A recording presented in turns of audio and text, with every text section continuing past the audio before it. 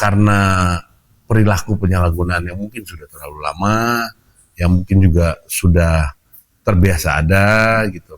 Jadi akhirnya perilaku pola-pola pencegahan yang dilakukan itu tidak sampai ke akar-akar yang memang bisa memungkinkan pencegahan itu benar-benar bisa dihentikan. Oke. Gitu.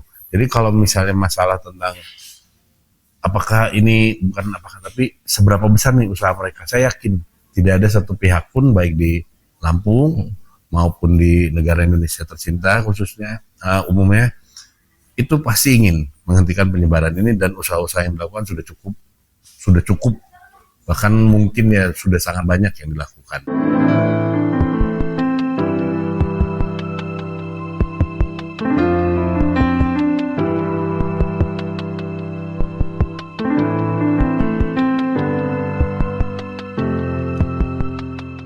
Assalamualaikum warahmatullahi wabarakatuh. Apa kabar pemirsa dimanapun Anda berada? Senang sekali rasanya saya Firman Junaidi kembali hadir menjumpai Anda dalam dialog kesehatan masyarakat, ruang diskusi yang tidak hanya menghadirkan perspektif dan sudut pandang semata, tapi juga memberikan ilmu dan wawasan baru bagi kita semua.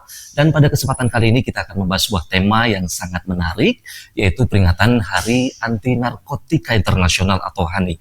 Dan tema di tahun 2025 sangat menarik, yaitu memutus peredaran gelap narkoba melalui pencegahan dan juga rehabilitasi menuju Indonesia Emas 2045. Hari Anti Narkotika Sedunia bukan hanya merupakan peringatan semata, tetapi juga merupakan himbauan, ajakan, dan seruan bagi kita semua untuk berani menyuarakan perlawanan terhadap narkoba yang sudah menjadi musuh kita bersama dan dapat merusak masa depan generasi bangsa. Dan melalui acara ini sama-sama mari kita tumbuhkan semangat kepedulian, empati, solidaritas, dan aksi nyata untuk terus memberikan dukungan kepada saudara-saudara kita yang saat ini terbelenggu kepada penyalahgunaan narkoba. Oleh karena itu, tetap bersama kami. Selama 1 jam ke depan kita akan terus berdialog dengan narasumber spesial. Di sini sudah hadir narasumber istimewa dari Rumah Sakit Jiwa Daerah Lampung, Dr. Boy, yang merupakan penanggung jawab ruang nafsa. Apa kabar Dr. Boy? Baik. Iya, senang berjumpa dengan Dr. Boy. Oh iya, sama-sama. Iya. Dr. Boy, hari ini kita akan membahas sebuah tema yang sedang update ya, yaitu peringatan Hari Anti Narkotika Internasional yang diperingati setiap tanggal 26 Juni setiap tahunnya, yang diinisiasi langsung oleh PBB pada tahun 1987. Dokter, sebetulnya apa urgensi dari peringatan ini, dokter? Ya, urgensi dari peringatan ini sendiri mungkin lebih cocok kalau misalnya kita kaitkan dengan tingkat penyebaran nafsa itu sendiri ya. Karena setelah diketahui bahayanya, setelah diketahui dampaknya, kita perlu mencegah supaya ini tidak jadi meluas. Dan kita perlu mengingat atau tonggak gitu, bahwa kita ada gerakan untuk mencegah perluasan penyebaran nafsa ini sendiri. Makanya akhirnya diadakanlah Hari Anti Narkotika Internasional itu, supaya menandakan bahwa dunia itu sudah menolak atau merencanakan untuk tidak lagi membiarkan narkotika bebas sembarangan bisa dipakai, yang akhirnya nanti bisa membahayakan kesehatan banyak orang. Gitu. Jadi ya kalau urgensinya dari HANI itu sendiri itu berkaitan dengan keinginan kita masing-masing untuk menghentikan penyebaran dan penyalahgunaan narkotika itu sendiri. Oke, artinya intinya untuk mencegah penyebaran narkotika. Ya. Baik, dokter, mengapa pencegahan dan rehabilitasi itu menjadi kunci penting untuk memutus rantai peredaran gelap narkoba? Ya, pencegahan dan rehabilitasi merupakan kunci penting untuk memutus, karena dampak dari narkotika itu sendiri terhadap gangguan baik fisik maupun mental yang jika sudah terpakai itu akan sangat sulit untuk dihentikan, sehingga diperlukan adanya tindakan ketika seseorang sudah mulai mengenal narkotika. Itu makanya pada saat itu tindakan rehabilitasi itu sangat penting. Selain untuk mengatasi atau menata laksana dari penyalahgunaan, dampak dari penyalahgunaannya, rehabilitasi juga membantu seseorang untuk bisa menghentikan penyalahgunaan atau kegiatan penyalahgunaan narkotika yang dia lakukan. Itu sehingga harapannya nanti setelah selesai rehabilitasi, orang tersebut mampu untuk tidak melakukan lagi perilaku penyalahgunaan tersebut. Itu. Selain itu juga karena ada dampak-dampak baik secara fisik maupun secara psikologis atau psikis, maka diperlukan adanya tindakan pengobatan yang mungkin bisa dilakukan selama orang tersebut berada di rehabilitasi. Itu. Untuk pencegahan sendiri mau tidak mau memang harus dilakukan. Itu. Pencegahan sangat penting, pencegahan harus dilakukan itu karena jika tidak dilakukan pencegahan, dampak penyebaran narkotika ini sendiri nantinya akan semakin membahayakan. Itu jumlah penyalahguna yang meningkat, dampak secara fisik dan secara psikisnya nanti secara kejiwaannya juga semakin meningkat, sehingga perlu dilakukan tindakan-tindakan pencegahan yang dapat memutus rantai penyebaran dari narkotika itu sendiri agar kita dapat meminimalisir para penyalahgunanya atau jumlah penggunanya. Oke, baik Dokter Boy. Dokter Boy, setiap tahun pengguna narkoba di Indonesia, katakanlah di Lampung, terus meningkat. Artinya sebetulnya sudah seberapa masifkah tindakan pencegahan yang dilakukan oleh baik pemerintah, BNN, ataupun aparat kepolisian sih dokter? Oke, kalau kita mempertanyakan tentang seberapa usaha yang dilakukan ya, saya yakin sih semua pihak itu pasti inginnya penyebaran dari narkotika ini sendiri ditekan atau bahkan tidak ada. Ya. Itu. Tapi ya itu tadi karena perilaku penyalahgunaan yang mungkin sudah terlalu lama, yang mungkin juga sudah terbiasa ada gitu. Jadi akhirnya perilaku pola-pola pencegahan yang dilakukan itu tidak sampai ke akar-akar yang memang bisa memungkinkan pencegahan itu benar-benar bisa dihentikan. Oke. Itu. Jadi kalau misalnya masalah tentang tapi seberapa besar nih usaha mereka, saya yakin tidak ada satu pihak pun baik di Lampung maupun di negara Indonesia tercinta khususnya umumnya itu pasti ingin menghentikan penyebaran ini, dan usaha-usaha yang dilakukan sudah cukup bahkan mungkin ya sudah sangat banyak yang dilakukan. Oke, baik dokter. Saya sedikit agak kembali ke awal pembicaraan kita dokter. Mungkin juga banyak masyarakat di rumah belum tahu nih dokter tentang apa sih yang dimaksud rehabilitasi bagi pengguna narkoba itu dokter? Oke, rehabilitasi bagi pengguna itu adalah tindakan atau kegiatan yang ditujukan kepada para penyalahguna untuk membantu mereka dapat menghentikan satu keinginan pemakaiannya, dua itu mengatasi jika ada keluhan-keluhan medis yang terjadi pada mereka, tiga membantu mereka agar ketika mereka keluar nanti mereka bisa berfungsi kembali seperti anggota masyarakat lainnya, keempat itu membantu mereka untuk meningkatkan kemampuan mereka untuk tidak lagi menggunakan atau menyalahgunakan zat. Jadi manfaatnya dari dilakukan rehabilitasi atau peran dari rehabilitasi itu sendiri cukup banyak, cukup bermanfaat bagi orang-orang yang mengikuti program rehabilitasi. Oke, baik, artinya program rehabilitasi itu menyakup beberapa aspek ya, dokter ya. Ada aspek informasi, aspek betul. Edukasi, aspek kurasi seperti itu. Nah, bisa kita katakan cukup komprehensif seperti itu. Dan tentunya program rehabilitasi tidak mudah atau tidak cukup memerlukan waktu yang panjang atau lama. Kira-kira tahapan-tahapan apa saja ketika seseorang ingin melakukan program rehabilitasi itu, dokter? Ya, ketika seseorang melakukan program rehabilitasi memang ada beberapa tahapan ya. Pada tahapan awal, ketika seseorang ingin dilakukan rehabilitasi terhadap dirinya, dia harus datang dulu kan ke pusat-pusat rehabilitasi yang ada. Itu seperti di RSJ misalnya atau di BNN misalnya, atau mungkin panti-panti swasta lain yang menyediakan layanan rehabilitasi. Ketika datang, pertama-tama akan dilakukan asesmen pastinya. Kita menentukan dulu apakah tingkat keparahannya, jenis penggunaan zatnya, ada dampaknya atau tidak baik secara fisik maupun kejiwaan, psikiatri. Nah dari situ nanti kita dapat merencanakan ini dia karena ini dampaknya seperti ini, dan kita bisa merencanakan rehabilitasi yang diperlukan seperti ini gitu. Setelah dilakukan asesmen, akhirnya kita bawa dia ke dalam program rehabilitasi. Tahap awalnya itu biasa kita akan melakukan detoksifikasi, kemudian baru kita lakukan program rehabilitasi yang sesuai setelah detoksifikasi tersebut.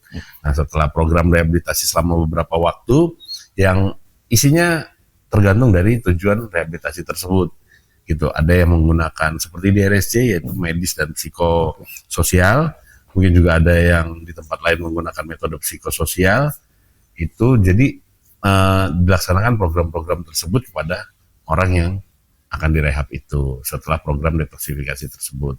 Nah setelah itu dilakukan program post atau after rehabilitasinya. Oke. Tetap diperlukan adanya kunjungan-kunjungan, tetap diperlukan adanya pertemuan-pertemuan juga dengan pusat rehabilitasi tersebut. Iya. Itu. Artinya di tahap awal ada proses assessment di situ. Ya betul. Iya, dokter, mungkin banyak masyarakat kita yang belum tahu, dokter, bahwa mungkin salah satu anggota keluarganya ada yang menggunakan narkoba. Dokter Boy mungkin bisa terangkan atau jelaskan apa sih ciri-ciri orang yang menggunakan narkoba itu sih, Oke. dokter? Ya, jadi kalau kita ingin mengetahui misalnya keluarga saya pakai atau tidak gitu ya. Iya. Ya memang banyak sih hal-hal seperti ini terjadi di lingkungan, di masyarakat. Kayaknya pakai tapi kok kayaknya enggak gitu. Jadi kita sendiri yang bingung atau kita sendiri yang takut akhirnya. Secara umum sih efek kita bisa mengetahui, kita bisa menebak seseorang itu menyalahgunakan zat atau tidak itu, menyalahgunakan narkoba. Kita bisa melihat dari efek yang dihasilkan dari narkoba tersebut. Ya. Contohnya? Saya mengambil contoh dari sisi medis. Medis, narkoba pada sisi medis itu dibagi atas 3 bagian. Dibagi atas tiga kelompok. Satu stimulan, ya, jadi dia akan merangsang, akan menstimulasi. Yang kedua itu depresan, yang membantu seseorang untuk mengatasi misalnya rasa nyeri. Oke. Gitu. Terus yang ketiga adalah halusinogen. Ya. Jadi kita bisa melihat dampak-dampaknya. Stimulan contohnya, contoh stimulan yang paling umum saat ini adalah amfetamin. Nah, ketika seseorang sudah mulai mengalami intoksikasi dari amfetamin atau efek dari amfetaminnya, yang paling umum muncul gejalanya adalah gangguan tidur. Gitu. Tadi dia masuk kelompok stimulan, akhirnya dia menstimuli tubuh, merangsang otak agar bisa beraktivitas lebih daripada biasanya. Nggak ngantuk. Ya, sehingga muncullah gangguan tidur disebabkan karena orangnya sebenarnya nggak butuh tidur. Oke. Gitu. Orangnya nggak butuh tidur, terus orangnya jadi lebih aktif, lebih banyak bicara, gitu. Pada tahap-tahap awal setelah pemakaian, gitu. Setelah beberapa hari kemudian efek ini akan menghilang. 3 hari atau 4 hari efek ini akan menurun. Nah, ketika menurun, pasiennya akan menjadi lebih banyak tidur. Orangnya akan menjadi lebih banyak tidur. Oke. Gitu. Nafsu makannya meningkat. Gitu. Ini akan terjadi selama sehari atau 2 hari. Kemudian setelah itu orangnya akan menjadi mudah marah. Oke. Mudah marah, kemudian juga gelisah, bawaannya selalu curiga dengan orang lain, ada ketakutan-ketakutan, gitu. Bahkan yang paling parah bisa nyampe timbul perasaan kayak parno. Oh. Dia seperti dibuntuti, dia seperti diikuti, dia Artinya seperti halusinasi diawasi. Ya, mirip dengan gejala-gejala halusinasi. Oke. Gitu. Kemudian yang kedua depresan. Depresan ini yang menekan susunan saraf agar bisa menghasilkan toleransi yang lebih tinggi lagi. Gitu. Contoh yang paling gampang dari ini mungkin sudah tidak ada lagi ya. Itu kayak heroin, Oke. atau kutau. Gitu. Nantinya akan membuat orang merasa lebih rileks.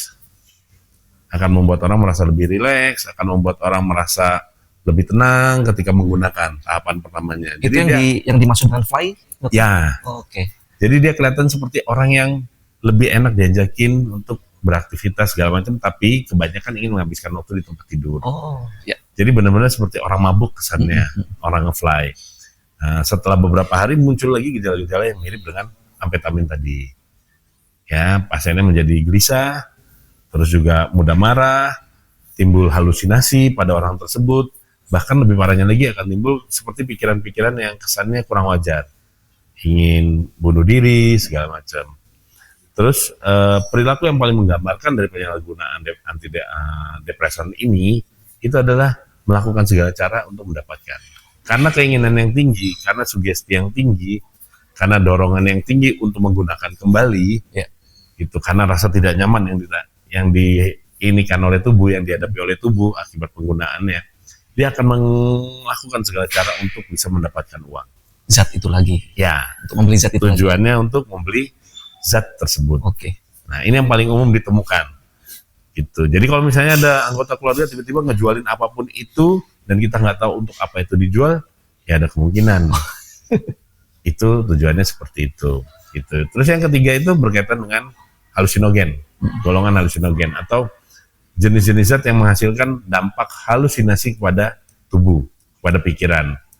Contoh yang paling gampang ini adalah mungkin kalau yang paling ngetop itu gorila ya, Sinte. Sinte. Ya, Sinte adalah salah satu contoh di mana ketika kita menggunakan kita dapat mengalami yang namanya halusinasi visual. Itu. Efeknya apa dok kalau ke tubuh dok? Efeknya bisa menenangkan, bisa juga menstimulasi. Itu tergantung dari halusinasi yang ditimbulkan. Gitu. Tapi yang jelas, ketika dia mengalami halusinasi, dia akan mengalami yang namanya gangguan tidur, Oke. gangguan pengendalian emosi, gangguan pengendalian mood. Itu. Terus kebutuhan makan juga terganggu. Kenapa? Karena pada saat itu dia sedang dikuasai oleh halusinasinya. Ini bisa berlangsung selama beberapa hari. Dan pengobatannya cukup sulit. Oh, Karena dia langsung bekerja di otak menghasilkan yang namanya halusinasi. Gitu. Setelah beberapa hari kemudian, gejala-gejala tersebut berkurang sedikit, tapi tidak lama muncul lagi seperti amfetamin tadi. Marah-marah, gelisah, tidur terganggu, nafsu makan juga terganggu. oke. Itu. Jadi ada jika emang ingin mengetahui apakah dianya menggunakan atau tidak, kita bisa lihat dari dampak-dampak itu. Yang paling umum itu adalah gangguan tidur. Gitu. Kalau dia ada kecurigaan, kemungkinan dia menggunakan amfetamin. Kalau dia kelihatan seperti orang mabuk, ya kita bisa menduga jangan-jangan ini dia makainya yang zat-zat depresan tersebut. Kalau dia ngomong sembarangan, ngerasa seperti ngeliat sesuatu, ya ini disertai dengan kegagalan pengendalian emosi ya. Itu bisa aja dia menggunakan zat-zat yang menghasilkan halusinogen tersebut. Oke. Gitu. Artinya ada beberapa zat yang bisa mempengaruhi efek-efeknya tadi ya dokter ya. Ya betul, Beda zat, beda efek. betul. Ada yang memberikan efek stimulan, Ya, lalu depresan, halusinogen, ya dan yang paling umum tentunya adalah dari semua efek itu adalah gangguan tidur. betul. Oke, baik. Artinya buat pemirsa di rumah, kalau memang ada salah satu anggota keluarga nih yang sudah memunculkan ciri-ciri tersebut, segera hubungi kemana nih dokter? Ya, kalau memang ada anggota yang kita curigai ya, anggota keluarga kita apakah menyalahgunakan atau tidak. Ada banyak ya pusat kesehatan yang bisa menyediakan pemeriksaan-pemeriksaan tentang penyalahgunaan atau kecurigaan kita terhadap penyalahgunaan tersebut. Kalau saya, karena saya berasal dari RSJ, maka saya akan menyarankan untuk datang ke RSJ. Ya. Gitu. Nanti di RSJ akan kita lakukan pemeriksaan narkotes. Gitu. Ya selain pemeriksaan-pemeriksaan lain yang diperlukan, untuk menunjang pemeriksaan yang lain tersebut, kita akan melakukan pemeriksaan narkotes. Itu bisa berapa item, tergantung dari yang diperlukan berapa itemnya. Oke. Setelah melalui pertimbangan dokter. Gitu. Terus bisa juga seperti misalnya ke BNN. Ya, ke institusi-institusi seperti BNN gitu, atau ke puskesmas juga boleh untuk melakukan pemeriksaan tersebut. Ada laboratorium juga yang menyediakan layanan pemeriksaan nabza yang bisa membantu untuk meyakinkan anggota keluarga apakah ada nih jejak-jejak atau riwayat penyalahgunaannya. Atau mungkin ke institusi swasta yang menyediakan layanan rehabilitasi narkotika. Oke. Jadi baik. cukup banyak kalau memang kita mau melakukan pemeriksaan tersebut. Bahkan rumah sakit pun ada yang menyediakannya. Cukup banyak dokter ya. Jadi jangan khawatir nih pemirsa di rumah, ketika memang ada anggota keluarga kita yang terindikasi menyalahgunakan narkoba, segera Anda periksakan keluarga Anda, bisa di rumah sakit jiwa, bisa di BNN, puskesmas, ataupun tempat-tempat rehabilitasi yang ada tersebar di seluruh Provinsi Lampung ya dokter ya. Dokter, tadi Anda katakan bahwasanya ada rehabilitasi sosial, rehabilitasi medis. Nah, kira-kira itu bedanya apa sih dokter? Ya. Jadi yang membedakan ini adalah jenis-jenis penata laksanaannya. Kalau dari versi saya mengatakan bahwa ketika dia berada di rehabilitasi, tindakan yang diberikan kepada orang yang mengikuti rehabilitasi tersebut itu dibedakan lagi menjadi yang psikososial. Dia akan lebih banyak diberikan kemampuan, pengetahuan yang membantu dia untuk mengembangkan perilakunya dalam kehidupan sehari-harinya, gitu, baik secara pribadi, individu maupun secara sosial. Gitu. Jadinya gampangnya adalah lebih banyak diberikan masukan berupa pengetahuan atau perubahan perilaku yang nantinya membantu supaya dia mengalami penguatan dalam hal psikologisnya tanpa disertai adanya pemberian obat-obatan. Kemudian yang medis, karena saya adalah seorang dokter dan saya tahu dampak dari penyalahgunaan ini terhadap otak, maka saya menganggap ini adalah suatu penyakit. Perubahan perilaku atau perilaku penyalahgunaan ini merupakan suatu penyakit, gitu, karena mengakibatkan timbulnya penyalahgunaan ini diakibatkan salah satunya karena adanya kerusakan di otak, kerusakan yang diakibatkan oleh zat tersebut di otak, Itu. Jadi membutuhkan bantuan pengobatan. Jadi bukan hanya tindakannya bukan hanya berupa pemberian pengetahuan atau ada program yang membantu meningkatkan disiplin gitu. Tapi juga diberikan bantuan obat-obatan untuk mengurangi dampak dari zat yang telah digunakan oleh orang tersebut. Oke, artinya rehabilitasi medis lebih komprehensif karena ada intervensi medis di dalam. Ya, Iya. betul. Baik dokter, kira-kira berapa lama biasanya orang harus melakukan rehabilitasi, dokter? Berapa lama seseorang harus melakukan program rehabilitasi Iya. gitu. Jika dia mengikuti program rehabilitasi baik di rumah sakit jiwa, baik di institusi-institusi lain, rata-rata waktu yang diperlukan sebenarnya adalah 3 bulan. 3 bulan. 3 bulan. Normalnya. Pertimbangannya karena 2 minggu untuk detoksifikasi, selebihnya dilakukan 2 bulan untuk kita meningkatkan kemampuan seseorang agar dia memiliki kemampuan untuk menghentikan penyalahgunaannya. Terus yang berikutnya adalah untuk mereview keberhasilan dari program-program tersebut. Itu. Jadi rata-rata 3 bulan. Tetapi 3 bulan ini bukan merupakan angka mutlak. Kenapa? Karena kita masih akan melakukan assessment nantinya mengenai keinginan penyalahgunaannya, kemampuan dia untuk mengenali dirinya, apakah dia memiliki kemampuan yang baik untuk tidak menggunakan lagi atau kurang mampu gitu, sehingga kita masih perlu menambahkan lagi waktu rehabilitasinya. Diperpanjang lagi. Ya, jadi bisa saja diperpanjang sampai 6 bulan. Oke. Gitu. Tetapi paling umum ditemukan untuk rehabilitasi jangka waktunya adalah 3 3 bulan. Oke. Ada 3 bulan itu waktu normalnya. 2 minggu untuk detoksifikasi, kemudian 2 bulan untuk penanganannya, Ya, kemudian 2 minggu terakhir untuk evaluasi. Betul. Dokter. Oke, dokter. Kira-kira setelah 3 bulan berlalu, dokter, oke. apakah pasien tersebut atau pengguna narkoba tersebut bisa kembali lagi ke masyarakat atau seperti apa, dokter? Ya, setelah 3 bulan jika memang setelah melalui proses assessment kita anggap dia memiliki fungsi, setelah di assessment ternyata fungsi dia sebagai seorang anggota masyarakat, sebagai anggota keluarga itu kembali mendekati seperti sebelumnya. Oh, kembali mendekati. Ya, jadi bukan sama seperti sebelumnya, mendekati seperti sebelumnya. Ya, dia bisa kembali ke masyarakat. Tanpa masyarakat harus merasa was-was. Ya, betul. Tanpa masyarakat harus merasa was-was. Oke, artinya masyarakat juga tidak perlu memberikan stigma, intimidasi seperti itu, dokter.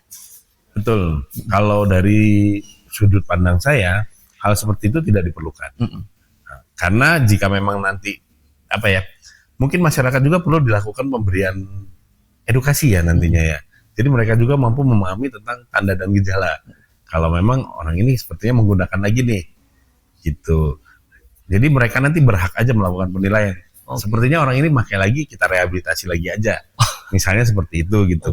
Jadi judgement dari masyarakat atau stigma dari masyarakat itu saya rasa sih tidak perlu untuk dilakukan pada orang-orang yang baru selesai dari rehabilitasi. Oke, dan kira-kira kalau stigma itu ternyata diberikan oleh masyarakat, seberapa buruk pengaruh terhadap pengguna narkoba tadi? Oke.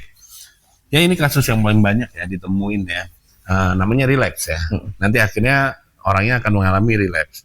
Relapse karena dia merasa bahwa ya ada alasan-alasan dari dia sendiri. Tapi ketika kita berkaca bahwa ada orang yang sudah berusaha, dia sudah mengikuti, dia mengikuti sampai selesai, dia berharap ketika pulang dia juga bisa kembali lagi seperti sebelum menyalahgunakan, gitu. Tetapi ketika dia sampai di lingkungannya merijek, atau lingkungannya membuat dia selalu merasa bahwa dia merupakan orang yang tidak berguna. Betul. Ada mungkin banyak orang-orang yang direhabilitasi itu atas keinginan sendiri yang menyadari bahwa kenapa saya di masyarakat terkesan seperti orang yang tidak berguna. Ya udah saya direhabilitasi aja. Atau saya sudah banyak menyusahkan keluarga saya. Ya sudah saya direhabilitasi saja. Nah, ini ketika dia udah mengikuti rehabilitasi dan dia berhasil menyelesaikan itu, harapannya adalah masyarakat menyambut niat baik dia tersebut. Ya dia udah rehabilitasi lo, dia pengen berhenti lo, dia pengen berubah. Tapi kan kebanyakan tidak. Ya, nah ini dampaknya kepada orang yang sudah direhabilitasi. Akhirnya dia akan menyadari bahwa saya usaha apapun, saya bakal dijudge. Saya bakal dianggap gagal. Gitu. Jadi buat apa? Buat apa saya bertahan menjadi orang baik? Kalau dalam bahasa rehabilitasi itu saya pernah mendengar kata junkie itu apa, dokter? Kalau junkie itu adalah orang yang menggunakan, orang yang menyalahgunakan. Gitu ya. Jadi akhirnya gara-gara stigma itu efek dari rehabilitasinya mulai berkurang. Gitu. Jadi ada kecenderungan nanti orang itu akan mulai mencari-cari lagi, mencari-cari zat tersebut. Oke, baik, Gitu. baik. Karena ya salah satunya adalah kurang dihargai mungkin. Ya. Baik, artinya program rehabilitasi, proses rehabilitasi tidak bisa berdiri seorang diri, Betul. tidak bisa berdiri sendiri. Betul. Para pengguna narkoba butuh sokongan, butuh bantuan dari berbagai aspek, Ya betul. termasuk lingkungan. Betul. Dan yang paling penting adalah keluarga. Betul. Lalu seberapa besar peran keluarga terhadap pemulihan para pengguna narkoba, dokter? Keluarga datang kedua ya. Datang kedua setelah dari individunya. Ya. Oke, jadi peran keluarga sangat besar. Ya, kita tidak butuh keluarga yang benar-benar apa ya, memberikan misalnya kayak bukan mengikuti ya, di saat di rumah meniru program yang diberikan di tempat rehabilitasi. Kita tidak perlu yang seperti itu. Tapi kita kalau misalnya pasien ini selesai mengikuti rehabilitasi, kita membutuhkan bantuan keluarga satu untuk melakukan pengawasan. Tetap diawasi, gitu. Tapi bukan berarti kita mengingatkan lagi tentang kesalahan dari yang pernah direhabilitasi ini. Jadi perannya sangat besar, terutama dalam hal pengawasan. Pengawasan dalam kehidupan sehari-hari orang yang sudah direhabilitasi ini. Itu selain pengawasan, nanti juga bisa ikut seperti penata laksanaan, di mana nanti bisa membantu orang tersebut terlibat di dalam kegiatan-kegiatan masyarakat. Sehingga orang yang sudah menjalani program rehabilitasi tidak merasa sendirian, tidak merasa dibuang. Gitu. Terus menunjukkan penerimaan yang baik, walaupun tetap dalam pengawasan dari keluarga. Iya, oke. Artinya juga peran keluarga ini pemirsa di rumah sangat penting bagi proses pemulihan para pecandu narkoba. Yang pertama adalah sebagai proses controlling atau mengawasi. Kemudian kedua adalah jangan suka mengingat-ingat masalah yang telah lampau ya dokter ya. Karena itu bisa menimbulkan trauma bagi si pengguna narkoba tersebut. Dan yang ketiga adalah penata laksanaan sehingga bisa kembali lagi dalam kehidupan bermasyarakat. Iya dokter. Dokter Boy, kira-kira selama dokter Boy menekuni dunia rehabilitasi, dunia narkoba, tantangan terbesar apa yang pernah dokter Boy alami ketika melakukan program rehabilitasi itu sendiri, dokter? Tantangan terbesarnya itu adalah lingkungan kalau buat saya. Kalau ngomongin tentang rehabilitasi ya, tentang rehabilitasi ketika seseorang udah selesai melakukan rehabilitasi, dia kembali ke lingkungan tempat dia menyalahgunakan zat, maka kemungkinan untuk dia menggunakan lagi itu sangat besar. Itu. Jadi kalau buat saya tantangan terbesarnya adalah ketika dia kembali lagi, apakah situasi lingkungannya masih memungkinkan dia untuk bisa lagi menggunakan secara mudah zat-zat tersebut. Itu. Jadi ya kalau buat saya tantangan terbesarnya tetap ketika dia kembali ke masyarakat dengan tingkat pengetahuan yang dia miliki, mungkin dia mampu, tapi karena lingkungan tersebut belum tidak mendukung, ya dimanipulasi agar meminimalisir bersenggolan dengan para penyalahgunanya ya, jadi masih sangat mungkin akhirnya dia relapse lagi. Artinya tantangan terbesar adalah relapse lagi. Ya. Oke, baik. Jadi bukan dari sisi medisnya, tapi dari sisi penyalahgunaannya. Gitu dokter ya. Baik, dokter. Kira-kira apakah semua pengguna narkoba itu bisa direhabilitasi, dokter? Kira-kira apakah semua pengguna narkoba bisa direhabilitasi? Buat saya bisa. Buat saya bisa. Tapi ada penyalahguna yang sudah memasuki tahap sehingga dia mengalami gangguan kejiwaan dari sudut pandang saya. Nah, ketika sudah seperti ini, dia masih membutuhkan bantuan pengobatan lagi ke depan-depannya. Setelah program rehabilitasi selesai, kita harus memastikan bahwa gejala-gejala dan tanda-tanda sakit atau gangguannya itu bisa diatasi. Gitu. Jadi semua bisa, tapi mungkin ada beberapa atau ada banyak yang akhirnya membutuhkan waktu pengobatan yang lebih lama. Gitu. Jadi bisa. Jawabannya semuanya bisa. Oke, dokter, apakah dampaknya jika seorang pengguna narkoba itu melakukan program rehabilitasi tapi tidak utuh atau tidak secara benar, gitu dokter? Oke, yang tadi yang tujuan berikutnya adalah memiliki kemampuan untuk meningkatkan kemampuan dari orang tersebut untuk mencegah berulang kembali pemakaiannya. Gitu. Jadi ketika tidak melakukan program rehabilitasi dengan lengkap, pasti ada dong kemampuan dari orang tersebut untuk tidak menggunakan lagi yang berkurang, yang tidak seperti yang mereka mengikuti dengan sempurna, gitu, yang mengikuti dengan selesai, sehingga kemungkinan untuk relapse-nya menggunakan lagi itu nantinya lebih besar dibandingkan mereka yang selesai mengikuti program. Oke. Gitu. kemungkinan relapse-nya semakin besar ketika memang program rehabilitasi tidak utuh ya dokter. Ya, betul. Ya dokter. Tapi dokter, yang terjadi di masyarakat para pengguna narkoba itu kan banyak sekali dokter. Yang ditangani itu tidak sepadan dengan yang tidak ditangani. Ya. Ya, yang kelihatan tidak sepadan dengan yang tidak kelihatan. Lalu alasannya sebenarnya apa sih dokter? Mengapa para pengguna narkoba itu banyak di antara mereka yang enggan untuk direhabilitasi dokter? Oke. Yang paling ditakutkan dari penyalahguna zat ini adalah efek ketergantungannya, efek kecanduannya, gitu.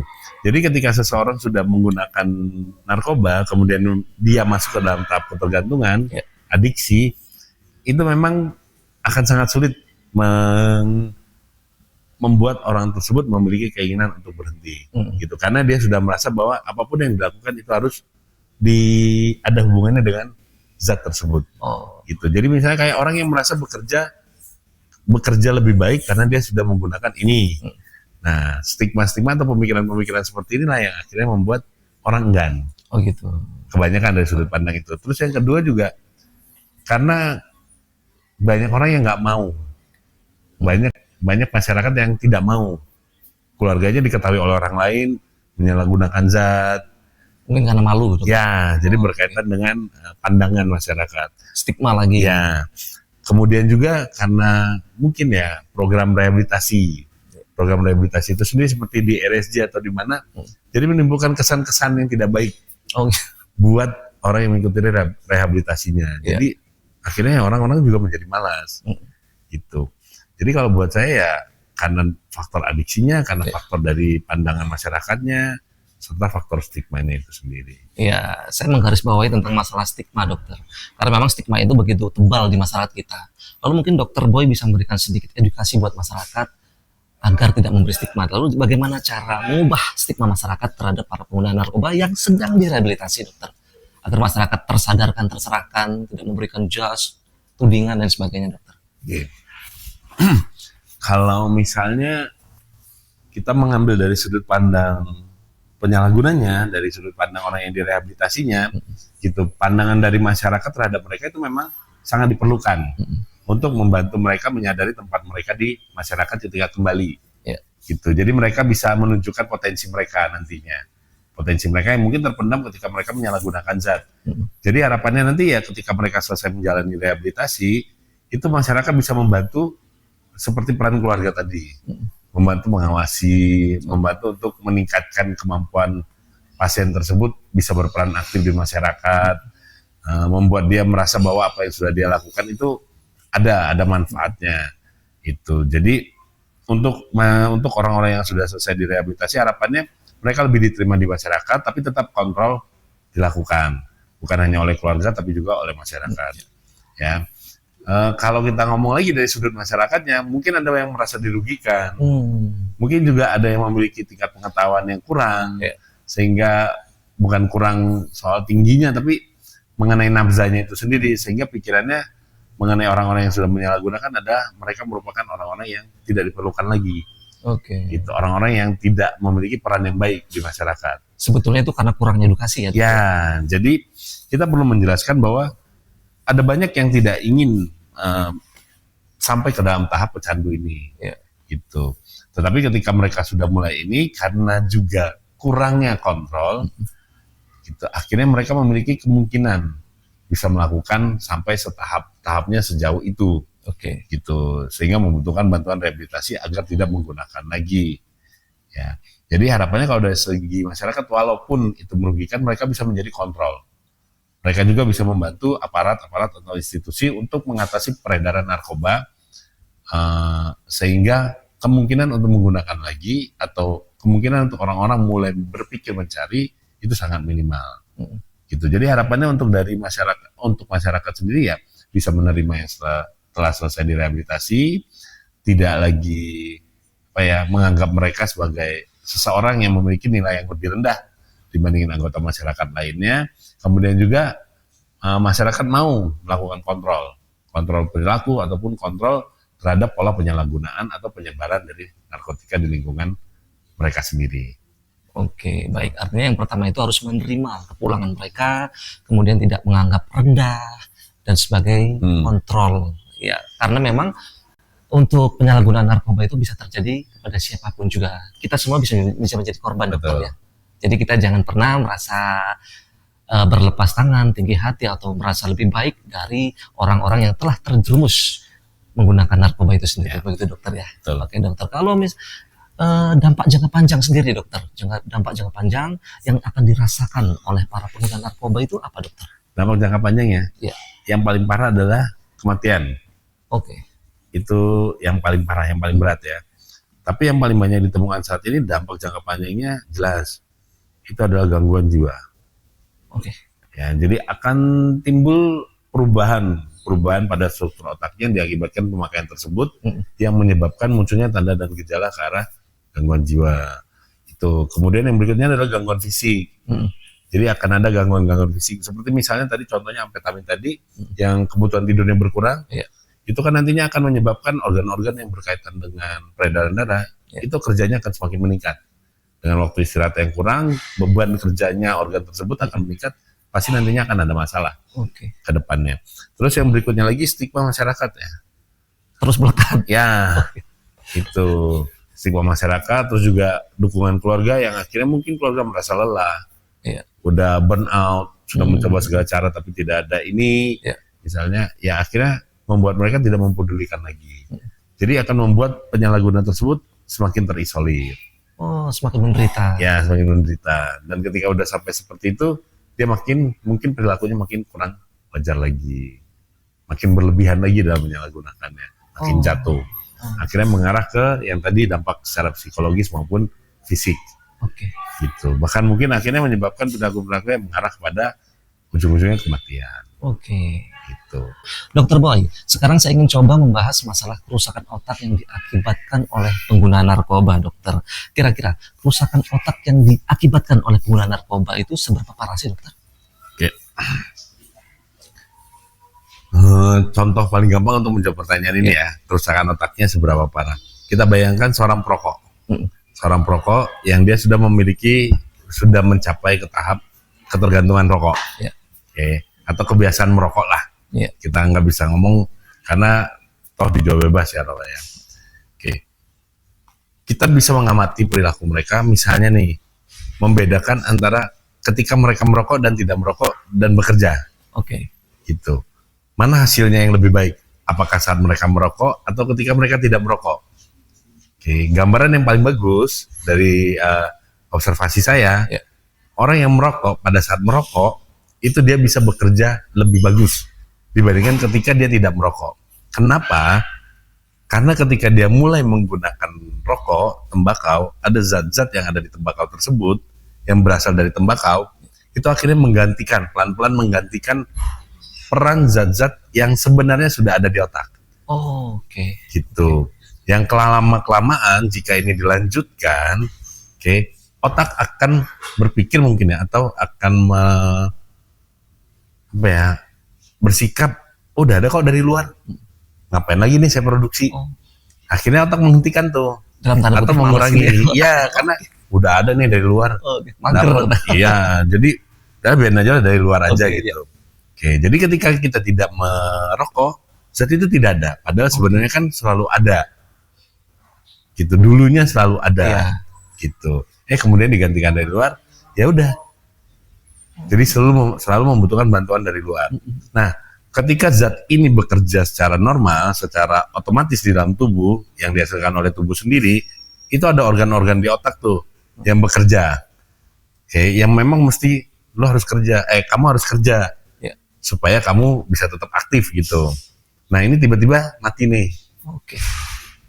Kan akhirnya ya kamu nggak dibutuhin juga, udah kamu mati aja selnya. Ya, jadi akhirnya selnya kan akan mati tuh. Nah, kerusakan-kerusakan seperti inilah yang menjadi gambaran, misalnya menggunakan amfetamin, menggunakan itu, kerusakannya seperti apa nantinya. Semakin lama, ya semakin lebar kerusakannya. Itu. Dampaknya apa? Dampaknya bisa muncul gejala-gejala secara fisik maupun secara psikologis atau kejiwaan. Gitu. Justru seperti itu, dokter, ya? Ya, gambaran paling gampang untuk menjawab pertanyaan itu seperti itu.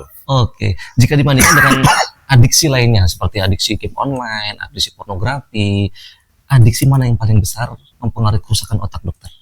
adiksi. Semua adiksi sama ya sebenarnya. Sama. Oke. Dampak terhadap otaknya sama. Gitu. Tapi zat apa yang paling cepat? Yang paling cepat ya zat yang memiliki tempat kerja yang langsung ada di otak. Oke. Gitu. Contohnya tadi kan yang disebut ada depresan tadi di sistem susunan saraf pusat tuh. Gitu yang menekan. Nah, itu sangat sensitif. Jadi dia lebih mudah dibandingkan yang lain untuk mulai muncul tanda-tanda ke arah kecanduannya atau ketergantungannya. Jadi semua adiksi sama besar kerusakannya. Sama. Oke, tadi Dokter Boy mengatakan bahwasanya ketika memang ada sel yang tidak dibutuhkan karena memang sudah disuplai zat dari luar, kemudian tubuh kita bilang, kamu sudah nggak dibutuhin lagi nih, udah kamu mati aja, seperti itu. Kira-kira apakah sel-sel yang mati tadi bisa dibangkitkan lagi atau bisa diregenerasi lagi, dok? Ya, untungnya sih itu ya ada hal-hal yang memang kita sulit ini. Jadi memang ada ketika kita sudah menghentikan, mungkin kalau tidak terlalu parah ya kerusakannya atau kegagalan berfungsi otaknya tidak terlalu parah, itu nanti ada satu program di otak, satu proses pemulihan di otak yang nanti akan membantu proses pemulihan tersebut lah. Itu dia akan membentuk jalur baru atau program baru yang kita nggak tahu tuh. Kita nggak tahu nanti seperti apa, cuman tujuannya mirip dengan yang sebelumnya. Jadi ketika kita menghentikan, tidak memakai lagi, itu otak mulai membangun jaringan-jaringan baru, jalur baru istilahnya, gitu. Yang akan rusak kalau makin lagi. Oke, artinya sel-sel tersebut dapat diregenerasi. Kalau diregenerasi mungkin nggak bagus karena otak sekali mati ya udah. Oh gitu. Ya, sel-sel di otak sekali rusak itu udah rusak. Oh baik. Cuman dia akan membuat.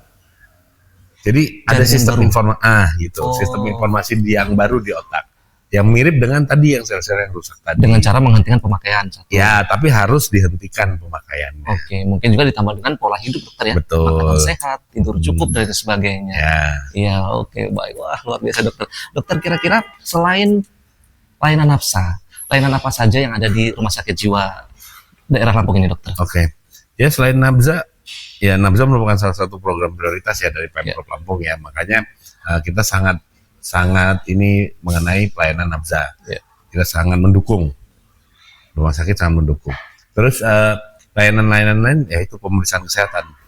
Baik pemeriksaan secara fisik maupun pemeriksaan secara psikiatri atau kejiwaan.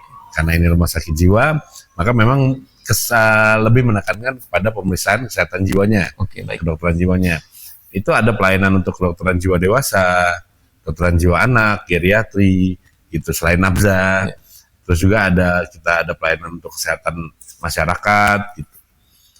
Terus ada juga pelayanan dokter gigi, ada pelayanan umum pemeriksaan psikologis, ada pemeriksaan laboratorium juga. Jadi ya hampir semua jenis pelayanan kesehatan itu ada di Rumah Sakit Jiwa Daerah Provinsi Lampung. Oke, dan itu informasi untuk para masyarakat di rumah. Ternyata tidak hanya layanan nafsa aja nih yang ada di Rumah Sakit Jiwa Provinsi Lampung, ada layanan dokter gigi, kesehatan anak, bahkan anak-anak juga tadi ada. Ya, ada. Oke, dokter, lalu bagaimana caranya mengakses layanan tersebut, dokter? Oke, kalau untuk mengakses layanan tersebut bisa melalui kunjungan langsung pastinya ya. Silakan datang langsung, mendaftar, terus bertanya, entah itu kepada pegawai-pegawai atau staf, atau bisa mengunjungi situs atau web dari Rumah Sakit Jiwa, atau juga bisa menghubungi channel-channel yang memiliki hubungan seperti Instagram, YouTube dari Rumah Sakit Jiwa gitu. Silakan hubungi nomor kontak yang ada di sana, nanti akan diterangkan lebih lanjut. Itu oleh customer service kami. Salah satu caranya langsung datang ke rumah sakit. Salah satu caranya. Oke, baik. Dokter Boy, apakah seberapa besar program kebijakan rehabilitasi ini mendukung visi Indonesia Emas 2045, dokter? Oke. Karena kalau misalnya yang rusak sudah bukan rusak ya, yang perlu diperbaiki sudah cukup banyak, tandanya kan tenaga servisnya perlu diperbanyak nih, supaya lebih mudah untuk memperbaikinya, lebih cepat memperbaikinya. Jadi program rehabilitasi sebagai alat untuk memulihkan peran seseorang agar bisa kembali ke masyarakat, ya saya rasa memiliki peran yang sangat penting, agar bisa membuat masyarakat orang-orang yang tadinya menyalahgunakan akhirnya bisa kembali lagi berperan seperti sebelumnya atau mirip seperti sebelumnya atau menyerupai sebelumnya, sehingga bisa meningkatkan lagi kemajuan bagi masyarakat ataupun bagi dirinya sendiri. Oke, baik. Terakhir, Dokter Boy, closing statement dari Dokter Boy terkait tema kita pada kesempatan kali ini, dokter.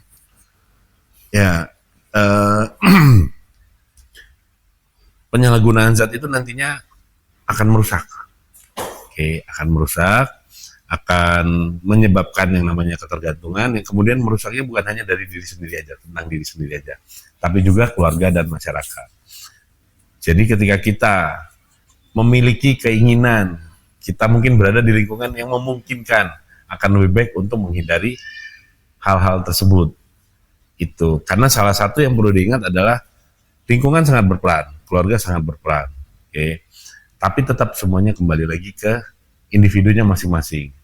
Jadi untuk siapapun yang mungkin ada atau berada di lingkungan yang memungkinkan untuk menyalahgunakan zat, tolong belajar untuk berbagi apa yang dipikirkan agar alasan-alasan menggunakan tersebut itu bisa berkurang. Gitu. Karena semuanya tetap kembali ke diri masing-masing, tetap kembali ke keinginan masing-masing. Harapannya adalah keinginannya tidak menggunakan narkotika. Oke, luar biasa. Baik, terima kasih Dr. Boy atas insight yang luar biasa, ilmu dan pengetahuan yang Dr. Boy bagikan untuk masyarakat Lampung. Ya, di balik gemerlap dunia semu, terselip jerat yang mengaku pelipur lara. Narkoba, racun dalam wujud semanis madu, menggoda jiwa yang lelah, menipu raga yang luka. Langkah muda tertatih dalam kabut, cita dan harapan luluh tak bersisa. Sekali jatuh, dunia terasa sempit dan keruh. Tinggal bayang, tinggal sesal yang membisu di dada. Namun pagi selalu menepi, membawa sinar bagi yang mau kembali. Tangan terbuka, pelukan peduli, rehabilitasi bukan aib, tapi bukti berani berdiri. Hari ini bukan sekedar peringatan, tapi seruan hati untuk perubahan. Katakan tidak pada narkoba, dengan tegas dan harapan untuk diri, keluarga, dan masa depan. Mari kita nyalakan lilin-lilin harapan di lorong gelap mereka yang tersesat. Bersama kita bisa menjaga generasi penerus bangsa agar hidup tak jadi sia-sia oleh racun yang bernama narkotika. Baik pemirsa, saya Firman Junaidi, wakil kerabat kerja dan kru yang bertugas, kembali hadir di episode berikutnya dan wassalamualaikum warahmatullahi wabarakatuh.